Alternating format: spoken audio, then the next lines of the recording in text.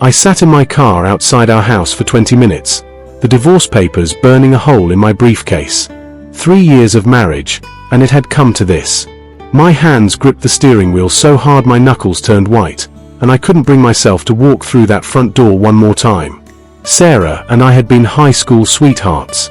Everyone said we were perfect together, the kind of couple that made other people believe in soulmates. But somewhere between the wedding vows and now, everything had crumbled. It started small. She'd forget our dinner plans, cancel our weekend trips last minute, spend more time with her friends than with me. Then came the lies. The first betrayal was emotional. I found messages on her phone, nothing explicitly romantic, but intimate enough to make my stomach turn. She was sharing parts of herself with another man that she'd stopped sharing with me. When I confronted her, she cried, apologized, promised it meant nothing. Like an idiot, I believed her. 6 months later, I discovered she'd been meeting him for coffee, lunch, drinks. "We're just friends," she insisted. But friends don't delete text messages. Friends don't lie about where they've been. I gave her another chance because I loved her, because I thought the woman I married was still in there somewhere. The final straw came 3 weeks ago. I came home early from a business trip and found her gone. No note, no text. She didn't answer her phone for 6 hours. When she finally walked in at midnight, smelling like expensive cologne that wasn't mine, she had the audacity to say she'd been at her mother's house. Her mother, who had called me at 9 p.m. asking if Sarah was feeling better. I didn't yell. I didn't scream. I just felt something inside me die. The next morning, I called a lawyer. Now, sitting in the driveway, I rehearsed what I'd say. I'd be calm, dignified. I'd hand her the papers, tell her I'd sleep at a hotel, and we could discuss details later. Clean. Simple. Final. I finally walked inside. The house was dark except for the kitchen light. I could hear Sarah's voice drifting from the living room, animated and loud. She was on a video call, probably with her friends Jessica and Megan. They had girls' night every Thursday, usually at someone's house, but tonight it seemed to be virtual. I should have announced my presence, but something stopped me. Maybe I wanted one last moment of normalcy before I destroyed what was left of our life together. Or maybe, deep down, I hoped to hear something that would make this easier, confirmation that leaving was the right choice. I set my briefcase down silently in the hallway and loosened my tie. Sarah's voice carried clearly from the living room. "I don't know what's wrong with me," she was saying, and I heard the tremor in her voice. "Why do I keep doing this to him?" I froze. "Sarah, you need to figure out what you want," Jessica's voice came through the laptop speaker. "I know what I want," Sarah said, and I heard her sigh. "I want Marcus. I've always wanted Marcus. That's what makes this so much worse." My heart pounded. I pressed myself against the hallway wall, barely breathing. "Then why?" Megan started, but Sarah cut her off. "Because I'm broken, okay? Because every time things get good, every time he looks at me like I'm his whole world, I panic. I sabotage it. I push him away before he can leave me first." I heard her voice crack, followed by the sound of crying. "Sarah," Jessica said softly. "He deserves so much better than me," Sarah continued through her tears. "He's been so patient, so forgiving, and what do? I keep hurting him. I keep proving that his trust is misplaced. The worst part is, I know exactly what I'm doing while I'm doing it, and I can't seem to stop myself." I stood frozen in that hallway, the divorce papers in my briefcase suddenly feeling like £1,000. I should have walked away. I should have either confronted her or gone back outside. Instead, I remained rooted to that spot in the hallway, barely breathing, as my wife's confession continued to pour through the darkness. "Remember in college when I told you about my dad?" Sarah's voice was thick with tears. "How he just left one day. No warning, no explanation. Just packed a bag while Mom was at work and disappeared." "I remember," Megan said gently. "You were devastated." "I was 14, Sarah continued. "And you know what the last thing he said to me was? You're such a good girl, Sarah. I love you so much." The next morning, he was gone. Didn't even leave a note. I closed my eyes. She'd told me about her father leaving, but never in detail. She always changed the subject when I pressed, saying it was too painful to discuss. So now, with Marcus. Jessica prompted. Now with Marcus, every time things feel secure, every time I think this is it, this is forever, I hear this voice in my head saying, it's not real. He's going to leave. They always leave. And instead of dealing with it like a rational adult, her voice broke again. I make it a self-fulfilling prophecy. I do things to push him away first. At least then I have control over when and how it happens. Have you told Marcus any of this? Megan asked. There was a long pause. How can I? How do I tell my husband that every time I betray him, every time I lie or disappear or flirt with someone else, I'm actually testing him? Trying to see if he'll leave like my dad did? It's insane. It's cruel. He didn't sign up to be my therapist. But he signed up to be your partner, Jessica said. In sickness and health, remember. This isn't sickness, Sarah said bitterly. This is me being a coward and a saboteur. And you know what the worst part is? I think I've finally done it. I think I've finally pushed him too far. The way he looked at me this morning before he left for work. His eyes were empty. Like he was looking at a stranger. I've never seen him like that before, and it terrified me. My throat tightened. She'd noticed. Of course she'd noticed. This morning, I'd made my decision. I'd woken up and known, with absolute clarity, that I couldn't do this anymore. Maybe empty is good, Sarah continued, her voice barely a whisper. Maybe when he stops caring, it'll hurt less when he leaves. Because he is going to leave, I can feel it. And I'll deserve it. I deserve all of it. Don't say that, Jessica said firmly. You deserve love and healing and... I had it. Sarah's voice rose. Don't you see? Marcus is the kindest, most patient man I've ever met. He's funny and smart, and he always knows when I'm upset before I even say anything. He leaves little notes in my lunch bag, remembers my coffee order, watches those awful reality shows with me even though he hates them. He's perfect, and I'm systematically destroying him. I heard her blow her nose. That thing with David, God, I didn't even like David. He was boring and pretentious. But he paid attention to me at that work party, and instead of shutting it down immediately, I let it happen. I let him text me. I responded. I met him for coffee. And every single time, there was this voice in my head screaming, "What are you doing? Stop this." But I couldn't. Sarah, you need professional help, Megan said. This isn't something you can handle alone. I know, Sarah whispered. I've known for a while. I actually called a therapist last week. I have an appointment next Tuesday. But I think it's too late. I think I've already lost him. The silence that followed was deafening. I stood in that hallway, my mind racing.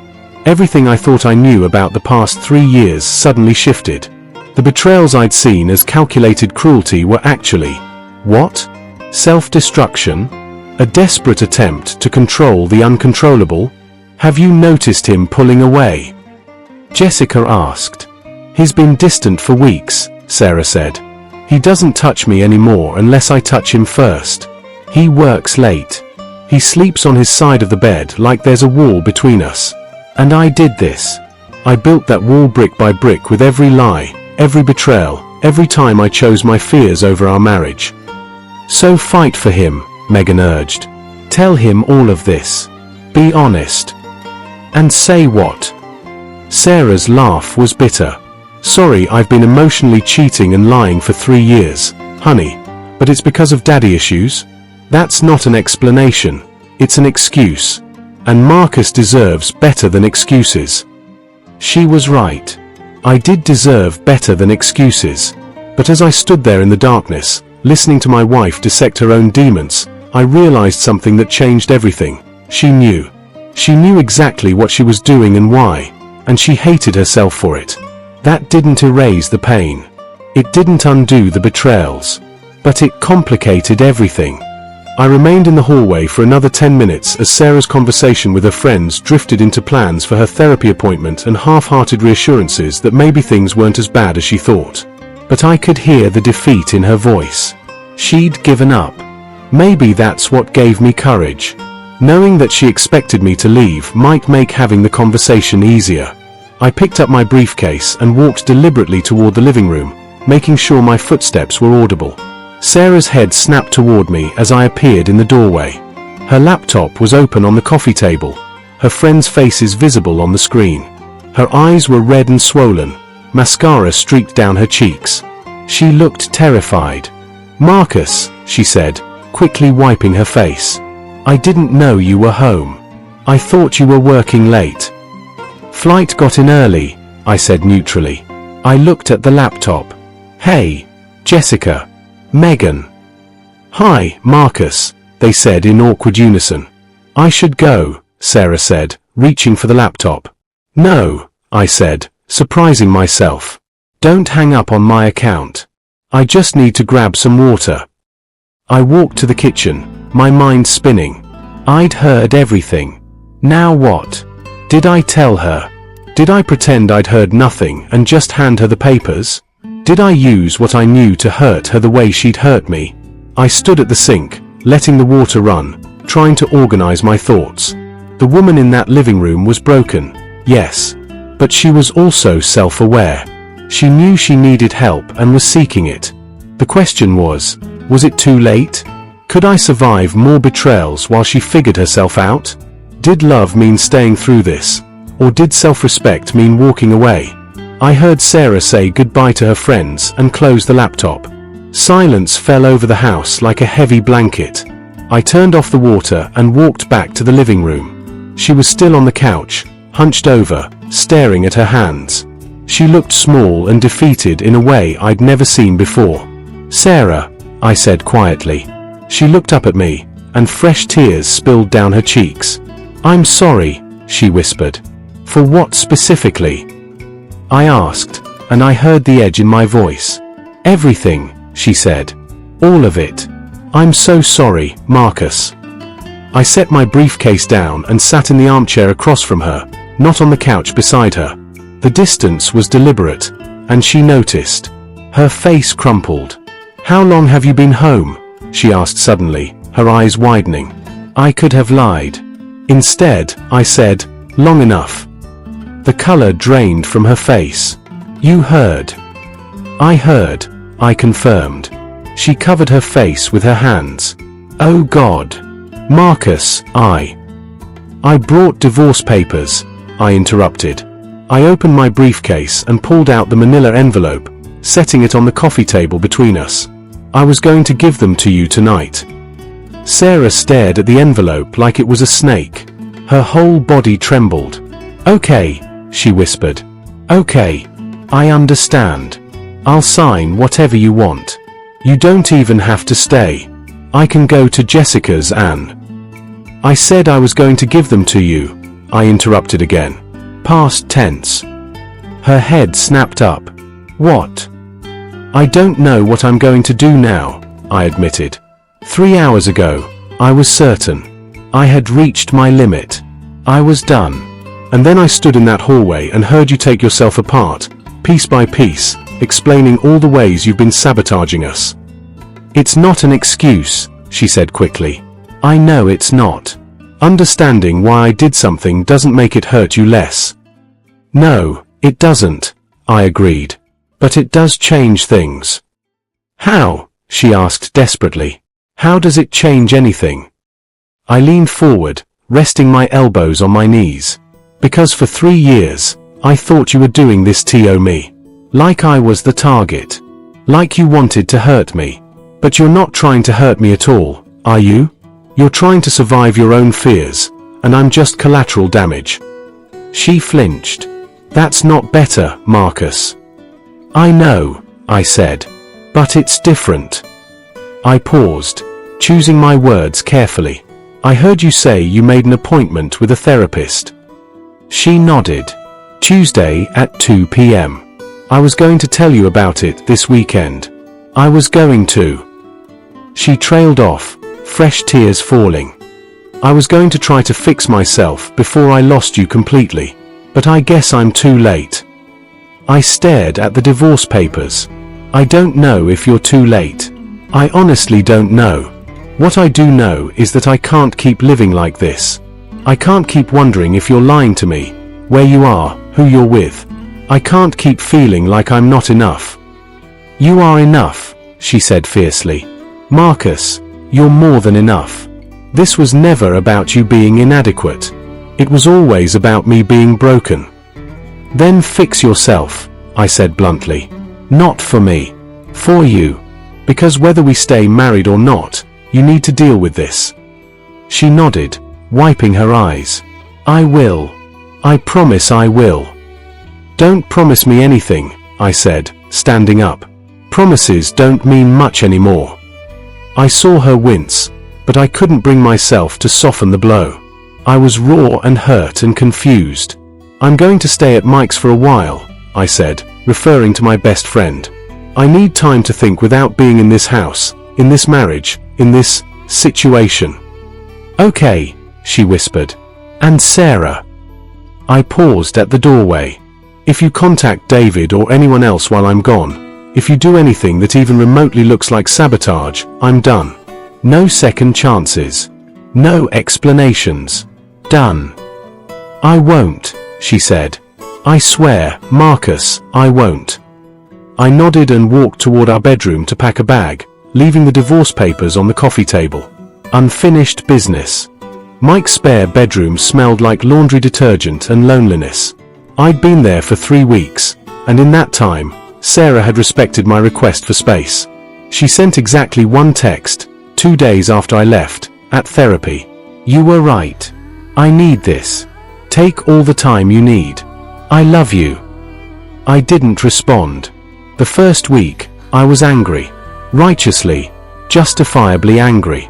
I replayed every betrayal, every lie, every moment I'd felt like a fool. I drank too much whiskey, stayed up too late, and woke up feeling hollowed out. Mike was patient, letting me vent without judgment, occasionally reminding me to eat or sleep. The second week, the anger faded into something worse, sadness. I mourned what we'd had, what we could have been. I looked at old photos on my phone, Sarah laughing at the beach on our honeymoon, Sarah asleep on my chest during a movie night, Sarah in her wedding dress with that radiant smile that had made my heart stop. Where had that woman gone?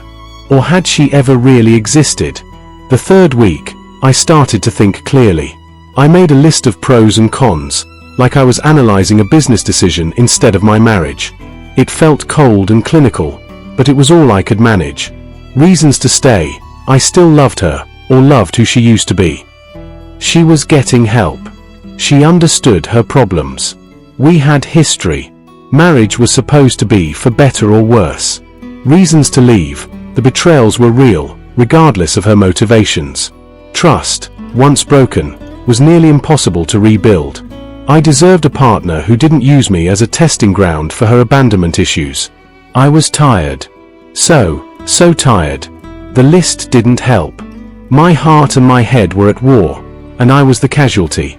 On a Friday afternoon, 3 weeks and 2 days after I'd left, my phone rang. Sarah's mother, Linda. We'd always gotten along well, and I felt a pang of guilt that I hadn't called her to explain what was happening.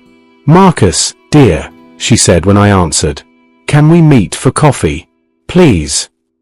An hour later, I sat across from Linda at a small cafe downtown. She looked older than I remembered, worry lines etched deeply around her eyes. Sarah doesn't know I'm calling you, she said immediately. But I need to tell you something. Okay, I said carefully. She's falling apart, Linda said bluntly. I haven't seen her like this since her father left. She's lost weight, she's not sleeping. All she does is go to work, go to therapy, and come home. She won't see her friends. She barely talks to me. I felt a twist in my chest but said nothing. I know she hurt you, Linda continued. She told me everything. Well, most things, I imagine. And I'm not here to tell you to forgive her or to go back. That's your choice. But I am here to tell you that she's serious about getting help. How do you know? I asked. Because I drove her to her first therapy appointment, and she was terrified, actually shaking. And when she came out an hour later, she looked, I don't know, gutted, raw. But she went back 3 days later, and then again. She's going twice a week now. Linda reached across the table and took my hand. Marcus, I failed my daughter. When her father left, I was so destroyed by my own pain that I didn't see how badly it damaged her. I let her build walls and develop defenses and told myself she was resilient. She wasn't resilient. She was traumatized. And I didn't get her help. That's not your fault, I said quietly. Maybe not entirely, Linda agreed. But I could have done better. And now she's trying to do better. And I wanted you to know that. Whatever you decide, I'll respect it. But she's not just making empty promises this time. She's doing the work. We talked for another 30 minutes. Linda told me about Sarah's therapy homework, journaling exercises about trust and abandonment, cognitive behavioral techniques for recognizing self-sabotage patterns. She showed me a picture Sarah had drawn in one of her sessions, a little girl locked outside a house, watching through the window. The therapist asked her to draw how she felt in her marriage, Linda explained. She drew herself as a child, locked out, trying to see in. But when he asked her who locked the door, she realized she'd done it herself. She was outside the house she wanted to be in because she was too afraid to go inside. I stared at that drawing for a long time. The little girl's face was pressed against the window, her expression a mixture of longing and fear.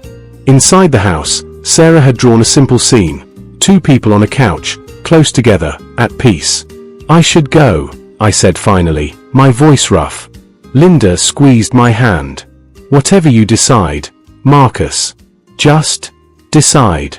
This limbo is killing both of you. I drove back to Mike's in a daze. That night, I sat on the edge of the guest bed and called Sarah for the first time in 3 weeks. She answered on the first ring. Marcus. Her voice was hoarse, uncertain. Hi, I said. Hi, she whispered back. Your mom ambushed me today, I said. Oh God. I'm so sorry. I didn't ask her to. I know, I interrupted. She told me. I paused. She showed me your drawing. Silence. Then, very quietly, it's pathetic, isn't it? It's honest, I corrected. More silence. Sarah, I need to see you, I said.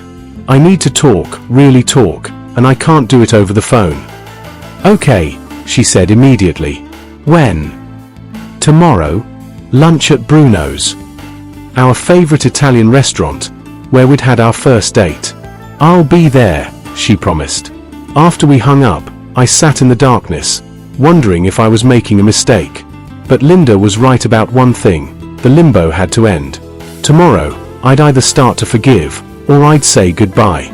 I just didn't know which one yet. I arrived at Bruno's 15 minutes early and chose a table in the back corner, private but not isolated. My hands were sweating as I watched the door, rehearsing what I'd say. I'd spent all morning trying to organize my thoughts into something coherent, but every time I settled on an approach, doubt crept in. Sarah walked in exactly at noon. I barely recognized her. Linda hadn't been exaggerating. She'd lost weight, her clothes hanging loose on her frame. Dark circles shadowed her eyes, and her hair was pulled back in a simple ponytail, no makeup. She looked exhausted and vulnerable and somehow more real than she had in years. She saw me and offered a tentative smile that didn't reach her eyes. As she walked toward the table, I noticed she was carrying a folder. Hi, she said softly, sliding into the seat across from me. Hi, I replied. The waiter came and we ordered. She got minestrone soup, I got my usual chicken parmesan, and then we sat in uncomfortable silence until he left. Thank you for agreeing to meet me, Sarah said, her hands clasped tightly on the table. I wasn't sure you would. I almost didn't, I admitted. I'm still not sure what I'm doing here. She nodded, accepting that. I understand. Marcus, before you say anything, there's something I need to give you. She slid the folder across the table. I opened it and found a letter, handwritten on several pages, along with printed sheets that looked like therapy worksheets. "My therapist suggested I write you a letter," she explained. "To process everything, to take accountability. You don't have to read it now, or ever, but I wanted you to have it." I glanced at the first few lines. "Dear Marcus, I don't know if you'll ever read this, but I need to say things I've never been brave enough to say out loud. The other pages are from my therapy homework," she continued.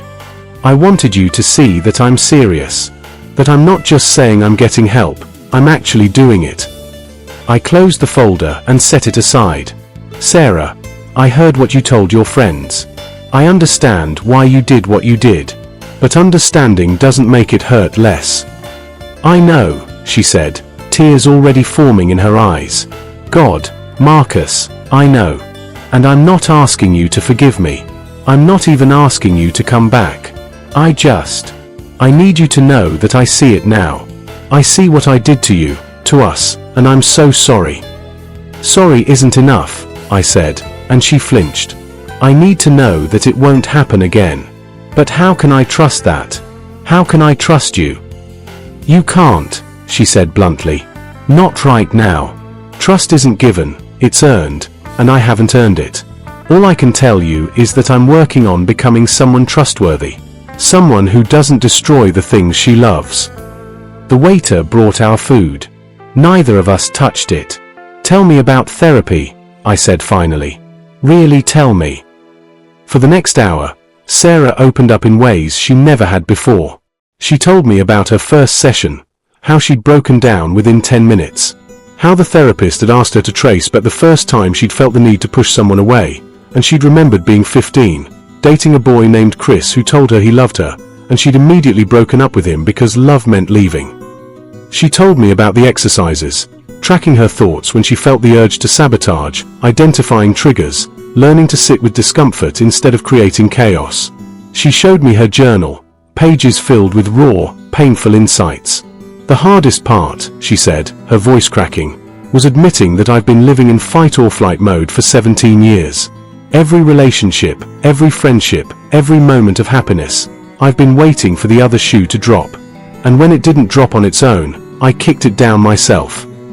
Why didn't you tell me any of this before?" I asked. "Because I didn't know," she said simply. "I knew something was wrong, but I didn't know what or why. And part of me was ashamed. You're so put together, Marcus. You're stable and secure, and you know who you are. I felt like admitting I was this broken would make you see me differently." "I do see you differently now," I said. "But not because you're broken. Because you lied to me for 3 years." She nodded, wiping her eyes. "I know. And I can't undo that. I can only promise that I'm done lying. To you, to myself, to everyone. Even if it means losing you." We sat in silence for a long moment. I thought about the divorce papers, still sitting on our coffee table. I thought about the past 3 weeks of loneliness and anger and confusion. I thought about that drawing of the little girl locked outside the house. "I can't come home yet," I said finally, and I watched hope flicker and die in her eyes. "I'm not ready. I need more time." "Okay," she whispered. "But," I continued, and she looked up sharply, "I want to try couples therapy. If you're serious about fixing yourself, then maybe we can try to fix us." "Really?" The hope in her voice was painful to hear. "One session at a time," I said firmly. "No promises. No guarantees. And Sarah, if you slip, even once, if you lie or disappear or do anything that even remotely resembles the old patterns, I'm done. Immediately. No explanations, no second chances." "I understand," she said quickly. "Marcus, I swear to you." "Don't swear," I interrupted. "Just show me. Through actions, not words." She nodded, tears streaming down her face. "Thank you. Thank you for not giving up completely." "I haven't decided anything yet," I warned. "I'm just not closing the door. That's all." We finished lunch, talking about logistics, when we could schedule couples therapy, how often we'd see each other, boundaries while we were separated. It was businesslike and uncomfortable, but it was honest. As we walked out to the parking lot, Sarah turned to me. "Can I hug you?" she asked tentatively. I hesitated, then nodded. She stepped forward and wrapped her arms around me, and I felt her trembling. I held her, breathing in the familiar scent of her shampoo, feeling the sharp angles of her too-thin frame, and for the first time in weeks, I felt something other than anger or confusion. I felt possibility. "This is your last chance," I whispered into her hair. "Our last chance." "I know," she whispered back. "I won't waste it." We stood like that for a moment longer, then separated. I watched her get in her car and drive away, then sat in my own car for a long time, the folder she'd given me on the passenger seat. Finally, I opened it and read her letter. It was raw and painful and brutally honest. Page after page of apologies, explanations, insights, and above all, accountability. She didn't make excuses. She didn't minimize what she'd done.